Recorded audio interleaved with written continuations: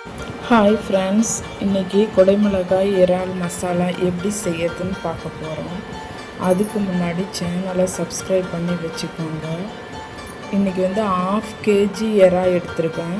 அதை நல்லா சுத்தம் பண்ணிட்டு அதில் 1/2 ஸ்பூன் மஞ்சத்தூள், கொஞ்சமாக உப்பு போட்டு நல்லா மிக்ஸ் பண்ணி கலக்கி ஒரு ஓரமாக வச்சுடுங்க.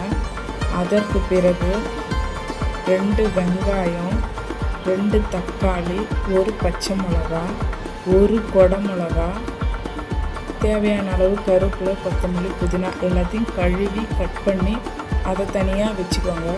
கொத்தமல்லி, புதினா கொஞ்சம் அதிகமாக வச்சுக்கோங்க, அப்போ தான் நல்லாயிருக்கும்.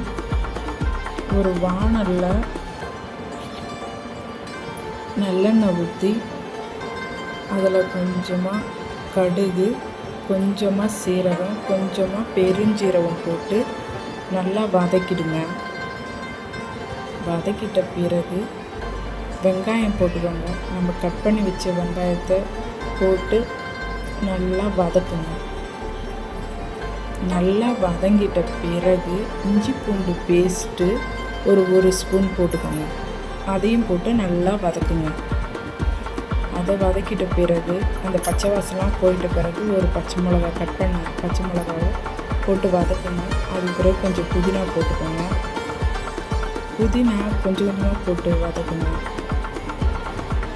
கட் பண்ண தக்காளி போட்டு வதக்கிக்கோங்க. நல்லா வதக்குங்க. இந்த வெங்காயம், பச்சை மிளகா, தக்காளி எல்லாமே நல்லா வதங்கி இருக்கட்டும்.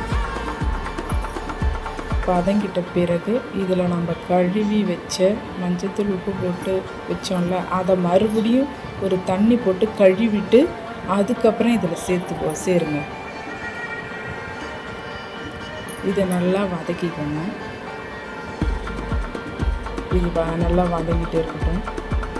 நல்லா வதங்கிட்ட பிறகு அது மேலே குடமிளகா, நம்ம கட் பண்ணி வச்ச குடமிளகா ஃபுல்லாக போட்டு நல்லா வதக்குங்க.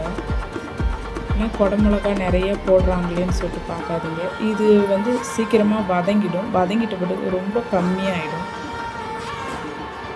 காயிலே இந்த குடமிளகா வந்து எல்லாத்துக்குமே போட்டு செஞ்சால் நல்லாயிருக்கும்.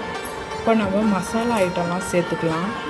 1/2 ஸ்பூன் மஞ்சத்தூள், 2 ஸ்பூன் குழம்புத்தூள், 1 ஸ்பூன் தனி மிளகாய் தூள் போட்டுக்கோங்க. தேவையான அளவு உப்பு போட்டு நல்லா வதக்கிக்கோங்க. இந்த மசாலாவே போதும் இந்த இறாலுக்கு. இது நல்லா அதில் இறா, குடமிளகா எல்லாத்துலேயும் ஊறி நல்லா டேஸ்ட்டாக இருக்கும். இது நல்லா வதக்கிட்டு கொஞ்சமாக தண்ணி விடுங்க. ஏன்னா வந்து இறாலே தண்ணி விடும். நம்மளுக்கு ஒரு கிரேவி மாரி கிடைச்சா போதும். இது திறந்து பாருங்கள். நல்லா எல்லாமே இது வதங்கியிருக்கு பாருங்கள். நல்லா வெந்திருக்கு. இறா, குடமிளகா எல்லாமே வெந்திருக்கு. மறுபடியும் கொஞ்சம் நேரம் மூடி போட்டு அது திறந்து பாருங்கள். நல்லா அந்த எண்ணெய்லாம் படர்ந்து வர்ற அளவுக்கு கொஞ்சம் நேரம் வெயிட் பண்ணுங்கள். இறாலாம் சீக்கிரமாக வெந்துடும். 5 நிமிஷத்துலேயே வெந்துடும். இது ஈஸியாக 5 நிமிஷத்துலேயே செஞ்சிடலாம்.